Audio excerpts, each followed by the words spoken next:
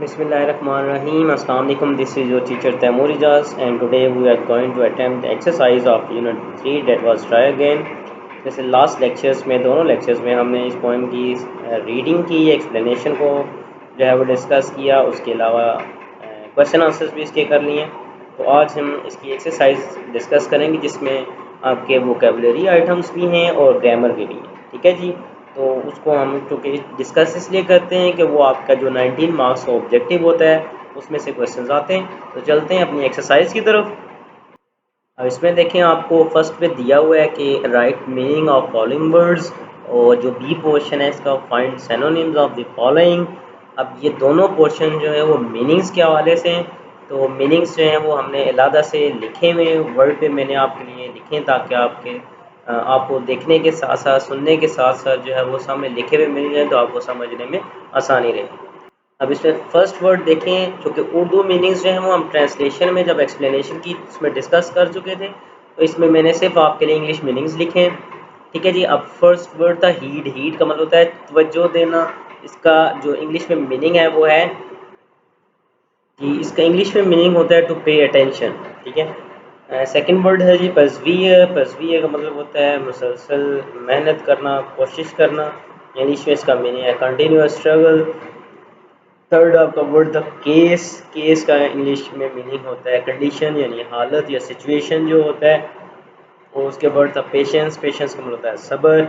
English इसका meaning है जी tolerance. ठीक है जी।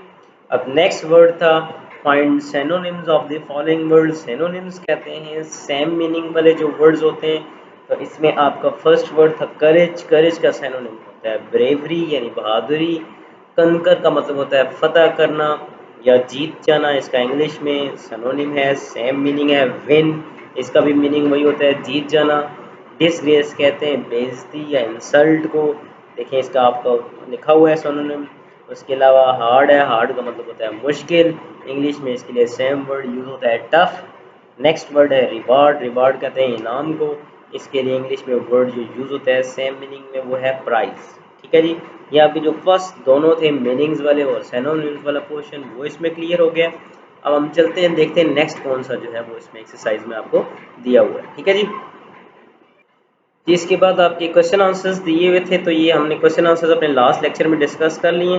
नेक्स्ट क्वेश्चन की तरफ चलते हैं। ये है सिमिली। सिमिली जो आपका one of the figures of speech है। ठीक है, ये फिगर्स ऑफ स्पीच है। अब हम इसको देखते हैं कि ये है क्या। A figure of speech in which two apparently unlike things are explicitly compared, usually in a phrase introduced by like or as। ठीक है जी। ये आपका सिमिली वर्ड जो है, सॉरी सिमिली जो है फिगर ऑफ स्पीच है। इसमें दो डिफरेंट चीज़ों को, अनलाइक थिंग्स, जो डिफरेंट चीज़ें बिल्कुल डिफरेंट होती हैं, उनको आपस में कंपैरिजन उनका किया जाता है। ठीक है।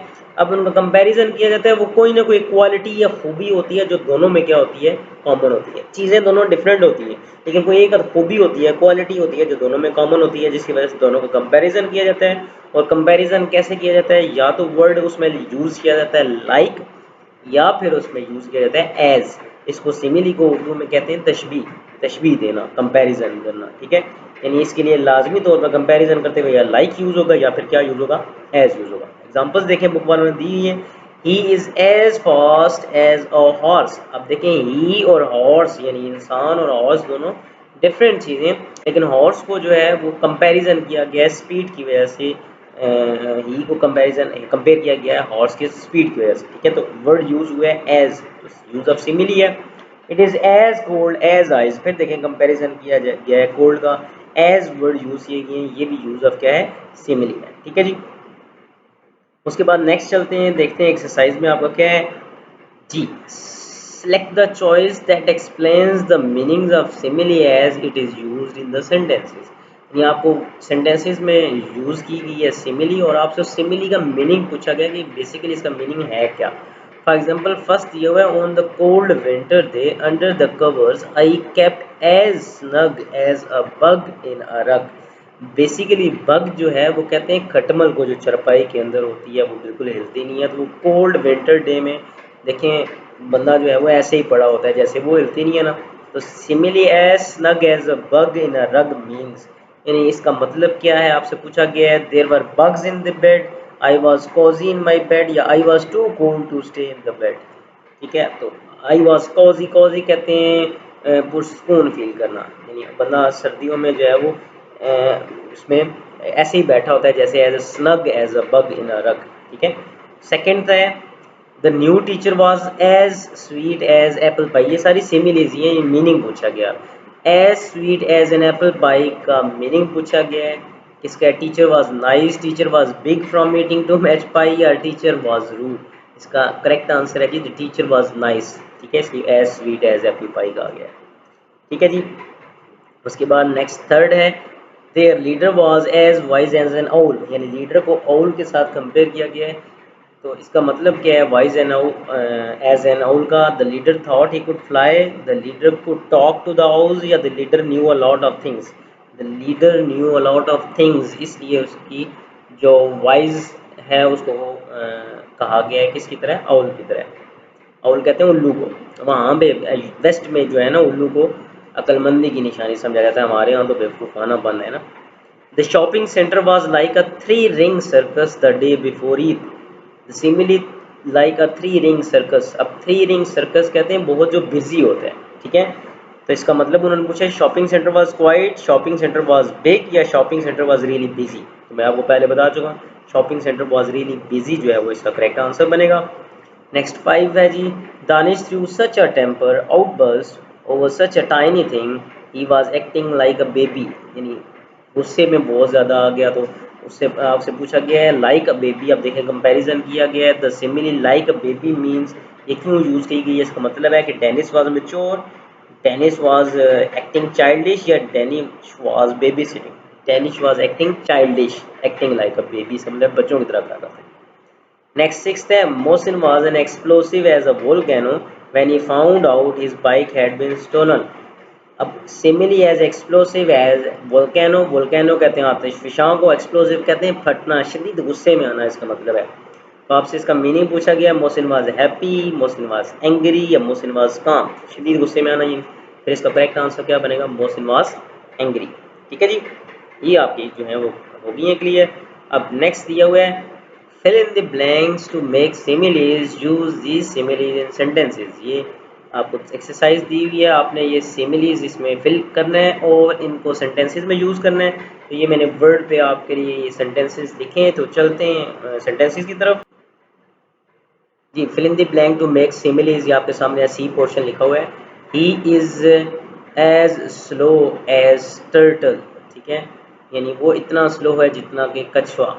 इसका सेंटेंस भी साथ बना हुआ है। सना इज़ एज क्वाइट एज, ये टाइपिंग मिस्टेक हो गई है, डब जो है वो दूसरी तरफ चला गया, यानी सना जो है वो इतनी खामोश है जितनी कि फाख्ता, फाख्ता खामोश रहती है। ये 7 सेंटेंस भी बने हुए। He is as black as crow. ठीक है, यानी वो इतना काला है जितना कि कौवा। ब्लैक को यानी ही को कंपेयर किया गया है क्रो के साथ उसकी ब्लैकनेस की वजह से। Ahmad is as tall as giant. अब इसमें भी देखें ये टाइपिंग मिस्टेक है, जेंट दूसरी तरफ चला गया, यानी अहमद इतना लंबा है जितना कि जेंट। नेक्स्ट है एज बिटर एज लेमन में द गर्ल्स, सॉरी यहाँ पे द गर्ल आएगा, the girl is as bitter as lemon. ठीक है, यानी वो लड़की जो है इतनी तुरश है जितना कि लेमन। नेक्स्ट है mother is as sweet as honey, ये भी टाइपिंग मिस्टेक है, एज हनी दूसरी तरफ चला गया। मदर जो है वो इतनी स्वीट है जितनी कि हनी, मदर को हनी के साथ कंपेयर किया गया है स्वीटनेस की वजह से। ठीक है जी, ये आपके सेंटेंसेस दिए हुए थे, सिमिलीज थी, ब्लैंक्स हमने फिल की एज स्लो एज क्वाइट लगा के, और साथ उसके सेंटेंसेस भी हमने क्लियर कर दिए। तो नेक्स्ट देखते हैं अपना कौन सा पोर्शन दिया हुआ है। जी, नेक्स्ट क्वेश्चन आपको दिया हुआ है alliteration, that what is alliteration. Alliteration जो है आपकी बेसिकली डेफिनेशन देखो उन्होंने लिखी हुई है, the repetition of same sounds और of the same kinds of sounds at the beginning of words और इन स्ट्रेस्ड सिलेबल्स। ठीक है, ये पेपर में आपको कम ही आती है, लेकिन इस कंसेप्ट को समझने सेंटेंसेस में कुछ वर्ड्स ऐसे दिए होते हैं जिनकी साउंड्स हैं वो बार बार क्या हो रही होती हैं, रिपीट हो रही होती हैं। बेसिकली ये इनिशियल साउंड्स होती हैं। ठीक है, इसे टंग ट्विस्टर्स भी कहा जाता है, यानी तेज़ी से इन्हें कहना आसान नहीं होता। ठीक है, बेसिकली इनिशियल साउंड होती हैं वो उसी साउंड को बार बार रिपीट किया जाता है। अब देखें इसमें जैसे एग्जांपल दी है, she sells sea shells by the sea shore. अब देखें शी सेल्स में एस साउंड है, फिर सी शेल्स में शाह साउंड है, बाय द सी शोर में एस और शाह दोनों साउंड्स इकट्ठी आ गई हैं। ठीक है, अब इसमें देखें ना, she sells sea shells by the sea shore, अगर आप इसे तेज़ तेज़ कहें तो आपके लिए क्या हो जाती है, मुश्किल हो जाती है। उर्दू में मूवीज़ में बहुत सारे सेंटेंसेस आ जाते हैं, जैसे खड़क सिंह के खड़कने से खड़कती हैं खिड़कियाँ, लिटरेशन है ना, खड़क खड़ साउंड जो आपकी बार बार रिपीट हो रही है, ठीक है। तो इसी तरह ये इंग्लिश में साउंड्स होती हैं जो बार बार क्या होती हैं, रिपीट होती हैं, इनिशियल साउंड्स हैं, ये याद रखना, ठीक है। बाकी एसोनेंस भी है, बाकी डिफरेंट जो मिड वाले साउंड्स हों वो उसकी डिफरेंट वो कंसेप्ट है, और एंड वाले साउंड्स रिपीट हों, लेकिन ये लिटरेशन जो है इनिशियल साउंड्स की रेपिटेशन होती है बार बार, ठीक है जी। नेक्स्ट चलते हैं, देखते हैं कौन सा पोर्शन आपको दिया हुआ है। नेक्स्ट ग्रामर पोर्शन आपको दिया हुआ है, पर्सनल प्रोनाउंस। ये प्रोनाउंस जो है मैं सेपरेटली एक वीडियो में आपके लिए डिस्कस कर चुका हूँ, लेकिन अभी एक्सरसाइज में आके इसको दोबारा चेक कर लेते हैं। पर्सनल प्रोनाउंस मैंने आपको बताया था पर्सन से रिलेटेड है, ठीक है। उसमें मैंने आपको एग्जांपल्स भी दी थी। आप ये देखें, इसमें सिंगुलर में पर्सन नाउन आई होता है, पर फर्स्ट पर्सन जो है, first person, second person, third person. First person आप खुद हैं, ठीक है। सेकंड पर्सन जो आपके सामने है जिसे आप बात करें यू। थर्ड पर्सन वो है जो आप चूजरा हट के है, ही, ठीक है। यानी फर्स्ट पर्सन आप खुद हैं, सेकंड पर्सन जो आपके सामने है, यू जो आपसे बातें कर रहा है, ही जो है वो थर्ड पर्सन में आता है। अब फर्स्ट पर्सन की सिंगुलर में एग्जांपल है आई, प्लूरल में एग्जांपल है वी, और ऑब्जेक्ट प्रोनाउन में सिंगुलर की एग्जांपल है मी, प्लूरल की है अस, सिंगुलर की माई और माइन है, प्लूरल की आवर और आवर्स है, ठीक है। यानी आई, वी, मी, अस, ये सारी जो है वो फर्स्ट पर्सन की है। सेकंड पर्सन की सिंगुलर में देखें यू है, प्लूरल में भी यू ही होती है, और ऑब्जेक्ट में भी यू है, यानी ये यू ही रहता है। पोजीशन में ये योर्स जाके हो जाता है, प्लूरल में भी योर्स हो जाता है, ठीक है। थर्ड पर्सन में जो आपके सामने है उसके बारे में बात करते हैं, जो सामने मौजूद नहीं होता, ही, शी और इट आता है। प्लूरल में इट भी होता है, दे भी है। ऑब्जेक्ट प्रोनाउन में हिम, हर, इट आ जाता है।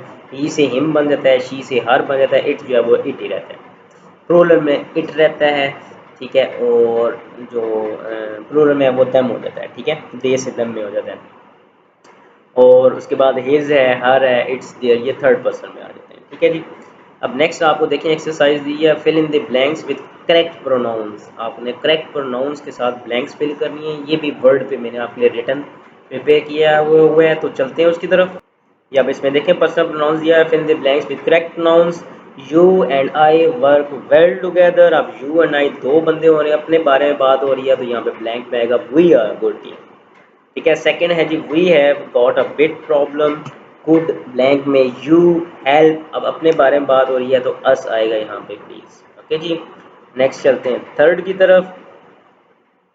दिया हुआ है this is a good photo, isn't. अब फोटो के बारे में आ रही है, फोटो के बारे में ही शी यूज नहीं हो सकता, तो इट यूज होगा। Is Samina in it, photo के बारे में ही बात हो रही है तो इट प्रोनाउन यूज होगा। तो बी उसका डायलॉग में आंसर कर रहा है, yes that's here, look blank में she is next to far. Next four देखें, हु डिड दिस मोइंग, और बी में दिया आई डिड मोइंग, जो है उसके लिए अब ही शी नहीं यूज हो सकता, तो उसके लिए इट यूज हुआ है, ठीक है। नेक्स्ट फिफ्थ में देखें, आपको दिया हुआ है इज दिस अहमद्स बैग। आप देखें इसमें नो। अब अहमद के बारे में बात हो रही है, तो अहमद के लिए जो पर्सनल प्रोनाउन यूज होता है वो लड़के के लिए ही यूज होता है। और नेक्स्ट देखें, इट कांट बिलोंग टू, अब पोजीशन की बात हो रही है, बैग पोजीशन पोजीशन बता रहा है तो वो हिम यूज होगा उसकी, ठीक है। नेक्स्ट सिक्स देखें, I am looking for my shoes have. अब बंदे से पूछ रहा है यू सीन दम, जो है वो शूज़, वो शूज़ जो है वो पेयर होता है, इसलिए उसे दे कहते हैं, या दम उसके लिए यूज होगा।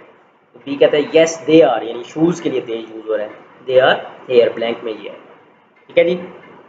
नेक्स्ट चलते हैं, दोबारा देखते हैं नेक्स्ट क्वेश्चन कौन सा दिया हुआ जी। नेक्स्ट क्वेश्चन दिया होता है select personal pronoun that agrees with the subject of each sentence, ठीक है।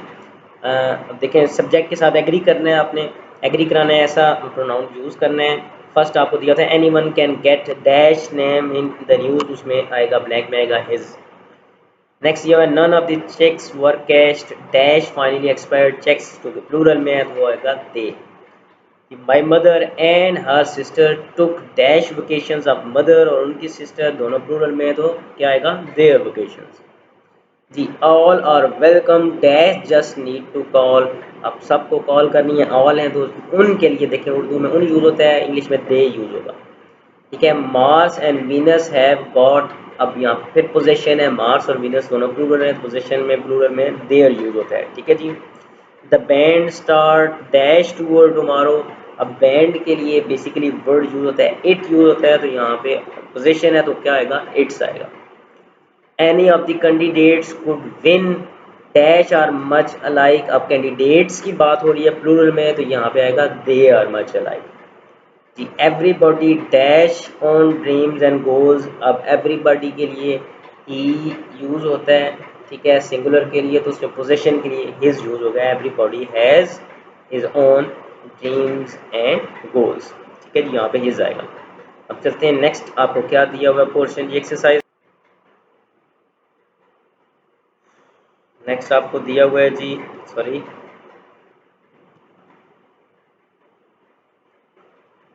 जी, नेक्स्ट आपको दिया हुआ है डिग्रीज ऑफ एडजेक्टिव्स। एडजेक्टिव जो हैं वो सेपरेटली भी डिस्कस किया जाएगा। बेसिकली ये मैं आपको बता चुका हूँ पहले, नाइन्थ के आई थिंक फर्स्ट चैप्टर में ये आपको दिया हुआ है कि एडजेक्टिव्स में बेसिकली नाउन को डिस्क्राइब करते हैं। तो इसकी 3 डिग्रीज होती हैं, फर्स्ट, सेकंड और थर्ड। फर्स्ट डिग्री को कहते हैं पॉजिटिव, सेकंड को कहते हैं कंपैरेटिव और थर्ड को कहते हैं सुपरलेटिव, ठीक है। अब पॉजिटिव और कंपैरेटिव जो हैं, पॉजिटिव यूज़ होती है जब सिंगल चीज़ की बात हो रही है, कंपैरेटिव तब यूज़ होती है जब आपका कंपैरिजन हो, और सुपरलेटिव आपकी तब यूज़ होती है जब आपने सबसे अच्छी या सबसे ज़्यादा बताना हो, ठीक है। तो ये भी मैंने आपके लिए वर्ड में इसके लिए रिटर्न जो है वो प्रिपेयर की है, उसकी तरफ चलते हैं। अब इसमें सेंटेंसेस दिए हैं, complete the sentences by supplying the correct degrees of adjectives. Adjective की डिग्री लगानी है। My family and I went to visit Murree last summer. Of all the summers I have had I would say this was the dash summer ever. अब सबसे ज़्यादा की बात हो रही है, सुपरलेटिव डिग्री आएगी आपकी, गुड, बेटर और बेस्ट होती है सुपरलेटिव, यहाँ पे बेस्ट आएगा, ठीक है।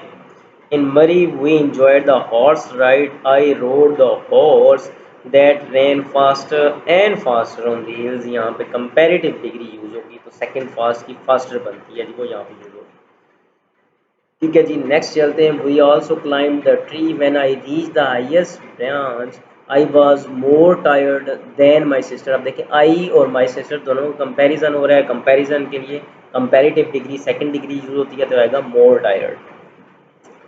The next year I bought a jacket which was quite expensive and my sister chose a sweater because she found it much cheaper। अब देखिए चीप कहते हैं सस्ते को, तो इसमें आई और सिस्टर की जो शॉपिंग है उसका कंपैरिजन हो रहा है, तो कंपैरेटिव डिग्री आएगी, यहाँ पे आएगा चीपर, सस्ती। जी next year after our trip I feel I am the के बाद हमेशा थर्ड डिग्री यानी सुपरलेटिव डिग्री यूज होती है। लकी, लकीयर और लकीएस्ट बनती है बॉय ऑन दी अर्थ, ठीक है जी। जी नेक्स्ट क्वेश्चन जो आपको दिया हुआ था वो दिया हुआ था arrange the adjective following correct order. Adjective की बात रहता है कि आपके एक सेंटेंस में एक से ज़्यादा एडजेक्टिव यूज होते हैं, ठीक है। फिर उनको अरेंज करने का ऑर्डर ये है कि क्वांटिटी नंबर पहले आता है, फिर उसकी क्वालिटी के हिसाब से, फिर साइज, फिर एज, फिर शेप, फिर कलर, फिर प्रॉपर एडजेक्टिव जो होता है, और फिर उसका पर्पस या क्वालिफायर जो होता है वो उस लिहाज से आता है, ठीक है। यानी इस ऑर्डर के तहत आपने क्या करना है, उस जो अगर एक से ज़्यादा एडजेक्टिव यूज हुए हैं तो उनको अरेंज करना है। एक्सरसाइज में भी आपसे यही पूछा गया है। अब देखिए वही सा आपको ब्रैकेट में दिया था, ग्रे ह्यूज वेल। अब ग्रे ह्यूज आप तीनों एडजेक्टिव्स दिए हुए, तो इसको अगर इसके मुताबिक अरेंज करें तो नंबर आपका पहले आएगा एक आ, और फिर उसका आएगा साइज आएगा, यहाँ पे ह्यूज आएगा, और फिर उसका कलर आ जाएगा ग्रे। सेकंड देखें बॉबर यूजेस अब ब्लू मीडियम रबर है, तो इसमें पहले देखें इसमें क्वांटिटी तो है नहीं, क्वालिटी भी नहीं है, तो फिर जो है वो क्या आएगा जी, इसका जो साइज़ है वो आएगा मीडियम, फिर कलर आएगा ब्लू, और फिर जो है मटेरियल आएगा रबर एंड, ठीक है। मैरीन ब्रॉड फ्यू और अब इसमें देखें नंबर में पहले आ आएगा, फिर फ्यू में फ्यू भी नंबर्स में आ जाता है, ठीक है। फिर उसकी शेप आ जाएगी, फिर कलर आ जाएगा, ठीक है, और फिर जो है वो मटेरियल का नाम आएगा। उसके बाद दिया the pyramids of Egypt are made out of, अब इसमें देखें रॉक, इनॉर्मस, रेक्टेंगुलर। अब पहले इसमें साइज आएगा इनॉर्मस, फिर इसकी शेप आएगी रेक्टेंगुलर, और फिर एंड पे मटेरियल आएगा रॉक, ठीक है। नेक्स्ट फिफ्थ में देखें Shahid can eat thin crust square 5। अब इसको ऑर्डर के लिहाज से देखें तो 5 पहले आपका साइज़ है, थिन क्रस्ट जो है वो शेप है, और स्क्वेयर भी जो है वो उसकी शेप में आता है, ठीक है। पिज़्ज़ा स्लाइस, यानी आपने इनको इन ऑर्डर्स के मुताबिक जो है अरेंज करना है, ठीक है जी। अब चलते हैं नेक्स्ट, अब देखते हैं एक्सरसाइज में क्या दिया हुआ है। ये नेक्स्ट आपको दिया गया था कि एडजेक्टिव फ्रेज क्या है।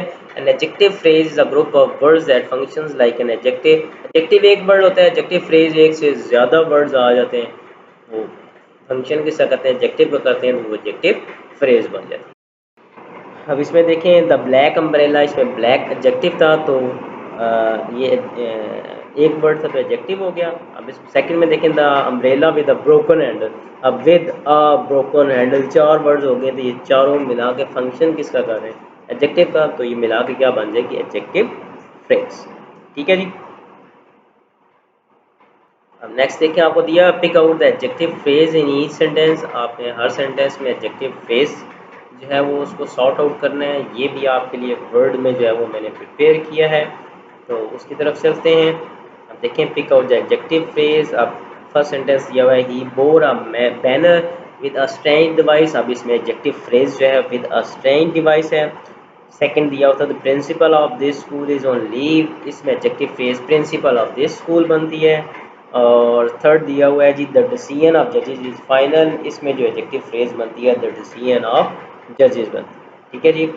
उसके अलावा नेक्स्ट में दिया हुआ the tops of the mountains were covered with snow, इसमें एडजेक्टिव फ्रेज जो है वो टॉप्स ऑफ माउंटेन्स बनती है। और फाइव दिया हुआ है लास्ट में the runner in the race did not qualify, इसमें एडजेक्टिव फ्रेज जो बनती है रनर इन द रेस बनती है। ठीक है जी, ये आपके एंड हो गए इसमें। अब नेक्स्ट इसमें दिया हुआ था future indefinite tense. Future indefinite tenses वैसे बेसिकली मैं आपको सेपरेट भी कराऊंगा, लेकिन यहाँ पे जो कि एक्सरसाइज में आ गया तो इसको डिस्कस कर लेते हैं कि फ्यूचर इंडेफिनिट टेंस जो है वो आपका फ्यूचर सिंपल टेंस भी कहलाता है। इसमें जो तरीका होता है इसको बनाने का, उसमें विल या शेल के बाद फर्स्ट फॉर्म लगा दी जाती है, बहुत सिंपल है। यहाँ पे देखें आई नो, आई विल या आई शेल गेट सम आएगा, सबके साथ आपने विल या शेल यहाँ पे लगाते जाना है, आपकी ये एक्सरसाइज कंप्लीट हो जाएगी। यहाँ पे आई विल लगा दें, फ्यूचर इंडेफिनिट टेंस बन जाएगा। यहाँ पे भी विल लगाएं, will will will and will. ठीक है, तो ये आपका सेपरेटली जो है वो सब में आप विल का एडिशन करेंगे तो आपका ये जो होगा फ्यूचर इंडेफिनिट टेंस बन जाएगा। वैसे टेंस को हम सेपरेटली डिस्कस भी करेंगे तो उसमें तफसील के साथ जो है वो इसके बनाने का तरीका और पहचान वगैरह डिस्कस की जाएगी। ठीक है जी।